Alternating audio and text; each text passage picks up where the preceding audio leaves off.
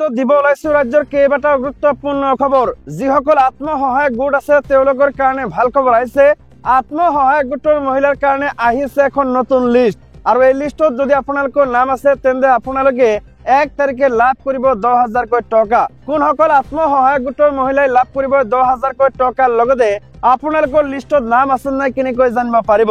লগতে যিসকল মানুহৰ ই শ্ৰমিক কাৰ্ড আছে তেওঁলোকে 50,000 কৈ টকা লাভ কৰিব। আপোনাৰ ই শ্ৰমিক কাৰ্ড আছে নেকি, কেনেকৈ 50,000 টকা লাভ কৰিব এই ভিডিঅ'টোৰ মাধ্যমত জানিব পাৰিব। লগতে ৰাজ্যৰ কেইবাটাও গুৰুত্বপূৰ্ণ খবৰ আহিছে। ৰাজ্যৰ মুখ্যমন্ত্ৰী হিমন্ত বিশ্ব শৰ্মাই কেইবাটাও গুৰুত্বপূৰ্ণ মন্তব্য কৰিছে। এই ভিডিঅ'টোৰ মাধ্যমত জানিব পাৰিব, ভিডিঅ'টো চাই থাকিব। লগতে চেনেলটোত যদি নতুনকৈ আছে তেন্তে চেনেলটো ছাবস্ক্ৰাইব কৰাৰ লগতে ভিডিঅ'টোত এটা লাইক কৰি দি দিব। তেন্তে আহক বন্ধু বান্ধৱীসকল আজিৰ ভিডিঅ'টো আৰম্ভ কৰোঁ। ৰাজ্যৰ প্ৰথমটো ডাঙৰ গুৰুত্বপূৰ্ণ খবৰ আহিছে ই শ্ৰমিক কাৰ্ড থকাসকলৰ কাৰণে। ই শ্ৰমিক কাৰ্ড থাকিলে আপুনি লাভ কৰিব টকা। পকা মিস্ত্ৰী, কাঠ মিস্ত্ৰী, ৰং মিস্ত্ৰীৰ লগতে যোগালীসকলৰ বাবে আহিছে এটা ভাল খবৰ। নিৰ্মাণ ক্ষেত্ৰৰ সৈতে জড়িত শ্ৰমিকক চৰকাৰে প্ৰদান কৰিব ধন প্ৰদানৰ বাবে মুকলি হল নিৰ্মাণ শক্তি পৰ্টেল। শ্ৰমিকসকলে আবেদন কৰিব লাগিব এই পৰ্টেলত গৈ। কি কি প্ৰক্ৰিয়াৰে কৰিব পাৰিব আবেদনৰ বাবে কি কি নথিপত্ৰৰ প্ৰয়োজন হ'ব। শ্ৰমিকসকলে abocwwb.assam.gov.in পৰ্টেলত গৈ নিজৰ নাম পঞ্জীয়ন কৰিব লাগিব। এই ক্ষেত্ৰত আপোনালোকৰ যি শ্ৰমিক কাৰ্ড আছে অৰ্থাৎ ই শ্ৰম কাৰ্ড আছে, শ্ৰম কাৰ্ড লাগিব, আৰু এই শ্ৰম কাৰ্ড জৰিয়তে আপোনালোকে এই ৱেবছাইটৰ পৰা আবেদন কৰিব পাৰিব। এই আবেদন কৰিলে আপোনালোকে লাভ কৰিব টকা। লগতে ৰাজ্যৰ পৰৱৰ্তী গুৰুত্বপূৰ্ণ খবৰটো আহিছে ৰাজ্যৰ আত্মসহায়ক গোটৰ মহিলাসকলৰ কাৰণে। আত্মসহায়ক গোটৰ মহিলাৰ লিষ্ট আহি গৈছে। যদি আপোনালোকৰ নাম এই লিষ্টত আছে তেন্তে লাভ কৰিব 10,000 কৈ টকা। আপোনাৰো নাম এই লিষ্টখনত আছে নেকি বন্ধুসকল? যদি আপোনালোকৰ লিষ্টত নাম আছে তেন্তে 1 ফেব্ৰুৱাৰী তাৰিখে অসম চৰকাৰে আপোনালোকৰ বেংক একাউণ্টত 10,000 কৈ টকা সোমাই দিব। অসম চৰকাৰে প্ৰত্যেকটো জিলাৰ লিষ্ট ইতিমধ্যে মুকলি কৰিছে। লিষ্ট চোৱাৰ কাৰণে আপোনালোকে প্ৰথমতে গুগলত চাৰ্চ কৰিব SHG লিষ্ট। তাৰপিছতে আপোনালোকৰ নাম, আপোনাৰ ৰাজ্যৰ নাম, লগতে জিলাৰ নাম, লগতে ব্লকৰ নাম, গাঁও পঞ্চায়তৰ নাম, আপোনালোকৰ ভিলেজৰ নাম দিয়াৰ পিছতে আপোনালোকৰ লিষ্টটো আহি পৰিব। এই দেখিবলৈ পাইছে এয়া হৈছে যোৰহাট ডিষ্ট্ৰিক্টৰ লিষ্ট। প্ৰত্যেকটো জিলাৰ লিষ্ট যদি আপোনালোকৰ লাগে তেন্তে কমেণ্ট কৰি জনাব। লগতে কোন জিলাৰ পৰা এই ভিডিঅ'টো চাইছে সেয়া আপোনালোকে কমেণ্ট কৰি এবাৰ জনাবলৈ নাপাহৰিব। পৰৱৰ্তী গুৰুত্বপূৰ্ণ খবৰটো হৈছে আজি শেষকৃত্য সম্পন্ন হ'ব ৰাজীৱ হদিয়াৰ। গানৰ জৰিয়তে জাতীয়তাবাদ ধ্বজা ধৰি ৰখা শিল্পী ৰাজীৱ হদিয়াৰ শেষকৃত্য আজি সম্পন্ন কৰা হ'ব। জনতাৰ শিল্পী ৰাজীৱ হদিয়াৰ নশ্বৰ দেহ সোমবাৰে নিশাবাগত নিজ গৃহভূমি হদিয়ালৈ লৈ যোৱা হয়। চাপাখোৱাৰ ৰাজহুৱা খেলপথাৰত নিশাটোৰ বাবে ৰখা হয় তেওঁৰ নশ্বৰ দেহ। অসংখ্য গুণমুগ্ধই স্বতঃস্ফূৰ্তভাৱে ওলাই আহি তেওঁক ৰাজহুৱা খেলপথাৰত শ্ৰদ্ধাঞ্জলি জ্ঞাপন কৰিছে। শিল্পীগৰাকীৰ মৃত্যুত হদিয়াত এক শোকাকুল পৰিৱেশে বিৰাজ কৰিছে। ৰাইজে জয়াই অসম ধ্বনিৰে শিল্পীগৰাকীৰ নশ্বৰ দেহ শ্ৰদ্ধাঞ্জলি জ্ঞাপন কৰে। ইয়াৰ পিছতে নিশ্চয় নশ্বৰ দেহ নিজ গৃহ চিঙা গাঁৱলৈ নিয়া হয়। আজি পুৱা প্ৰায় 10 বজাত সম্পন্ন হয় শেষকৃত্য। গুৰুত্বপূৰ্ণ খবৰটো হৈছে ধুবুৰীত আৰক্ষী প্ৰশাসনে জ্বলালে 7 কোটি নিচাযুক্ত সামগ্ৰী। ধুবুৰী জিলাৰ গৌৰীপুৰৰ ৰঙামাটিত 7 কোটি 78,03,750 টকা বজাৰ মূল্যৰ ড্ৰাগছ নষ্ট কৰে আৰক্ষীয়ে। ধুবুৰী জিলাৰ 8খন আৰক্ষী থানাৰ মুঠ 88টা গোচৰৰ ড্ৰাগছ দহন কৰে। ধুবুৰী জিলাৰ 8খন আৰক্ষী থানা ক্ৰমে ধুবুৰী, গৌৰীপুৰ, গোলকগঞ্জ, আগমনী, তামাৰহাট, বিলাসীপাৰা, চাপৰ, শপতগ্ৰাম আৰক্ষী থানা এলেকাত জব্দকৃত ড্ৰাগছকে ধৰি বিভিন্ন ধৰণৰ নিষিদ্ধ নিচাজাতীয় দ্ৰব্য আজি ধুবুৰী জিলাৰ ৰঙামাটিত নষ্ট কৰে।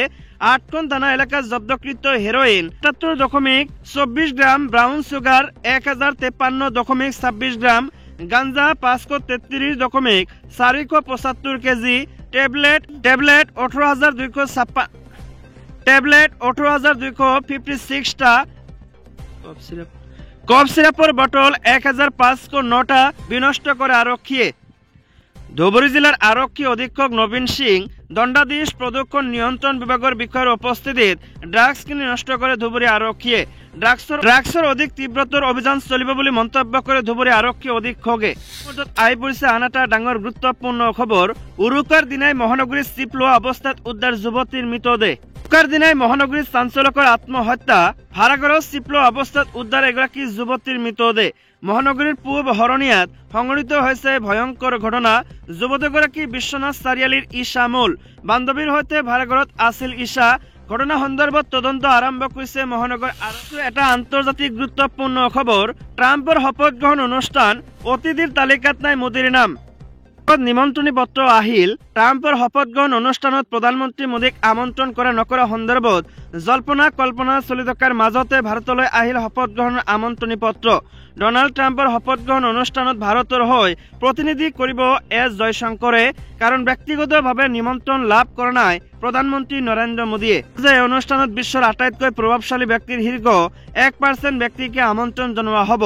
লগে লগে উক্ত অনুষ্ঠানত প্ৰধানমন্ত্ৰী নৰেন্দ্ৰ মোদীয়ে কিয় অংশগ্ৰহণ নকৰে সেই সন্দৰ্ভত প্ৰশ্নৰ উত্থাপন হৈছে।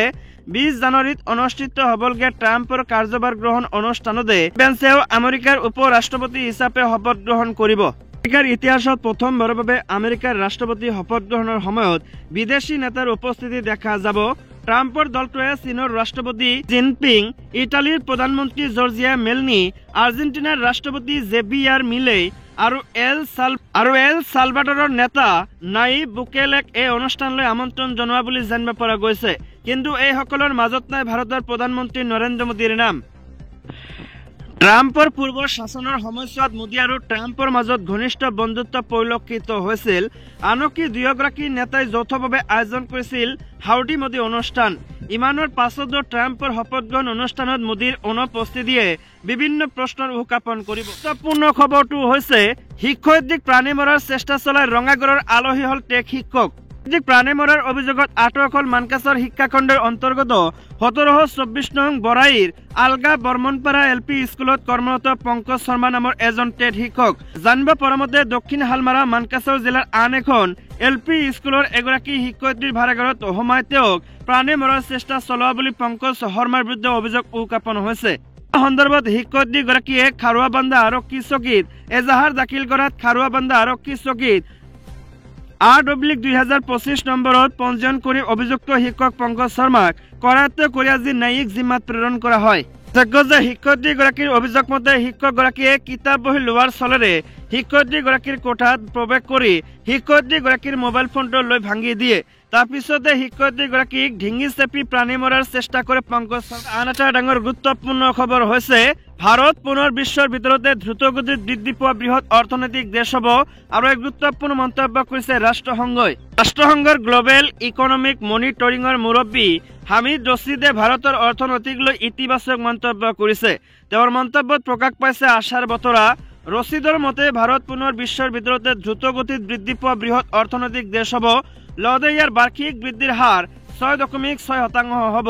উল্লেখযোগ্য যে বৃহস্পতিবাৰে প্ৰকাশ কৰিছিল ৰাষ্ট্ৰসংঘৰ ফ্লেগশ্বিপ প্ৰতিবেদন বিশ্ব অৰ্থনৈতিক পৰিস্থিতি আৰু সম্ভাৱনা 2025 চমুকৈ। এই প্ৰতিবেদনত মুৰব্বীগৰাকীয়ে কয় যে অহা বছৰ ভাৰতৰ মুঠ ঘৰুৱা উৎপাদন চমুকৈ GDP দ্ৰুতগতিত বৃদ্ধি পাই 6.8% হ'ব। ইতিমধ্যে ইয়াৰ বাবে প্ৰকল্প হাতত লোৱা হৈছে। উল্লেখ কৰে যে ভাৰতৰ অৰ্থনীতি সেৱা আৰু কিছুমান সামগ্ৰী শ্ৰেণী বিশেষকৈ ঔষধ তথা ইলেক্ট্ৰনিক্সৰ ক্ষেত্ৰত শক্তিশালী ৰপ্তানি বৃদ্ধিৰ দ্বাৰা শক্তিশালী হ'ব। ইয়াৰ দ্বাৰা দেশৰ অৰ্থনীতি উন্নতি হ'ব আৰু আন্তঃগাঁথনি উন্নয়নৰ ওপৰত মূলধনী ব্যয়ে অনাগত বছৰত বৃদ্ধিৰ ওপৰত শক্তিশালী প্ৰভাৱ পেলাব।